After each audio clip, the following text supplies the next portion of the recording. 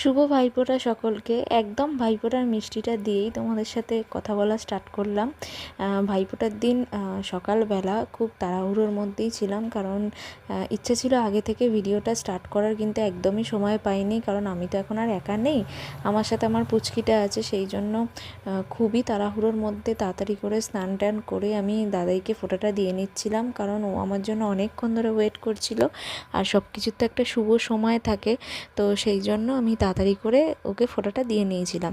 এরপরেতে কাজকর্ম সারতে সারতে দেখি যে পুচকু, মানে আমার মাসির ছেলে, আমার মামার ছেলে, মামা সবাই চলে এসেছে ফোঁটা নিতে। আমি এখানে পুচকুকে ফোঁটাটা দিয়ে নিচ্ছিলাম, আর পুচকু কন্টিনিউ আমাকে মানে রাগিয়ে যাচ্ছে, আমি ফোঁটা দেবো কি, ও কন্টিনিউ আমাকে হাসাচ্ছে, রাগাচ্ছে, ও এই রকমই আমার পিছনে লাগে। আর এরপরে ওরকে ফোঁটাটা দিয়ে নিয়ে আমি ভাইকে ফোঁটাটা দিয়ে নিয়েছিলাম। আর এবছর যেহেতু এখানেই আছি, সেই জন্য আমার সবাইকে এখানেই ডেকে নিয়েছিলাম, তাতে আমার একটু সুবিধাই হয়েছে। আর মাও এখানে মামাকে ফোঁটাটা দিয়ে নিল। তো তোমরা কীভাবে কাটালে ভাইফোঁটার দিনটা অবশ্যই জানিও। টাটা, সবাইকে শুভ ভাইফোঁটা।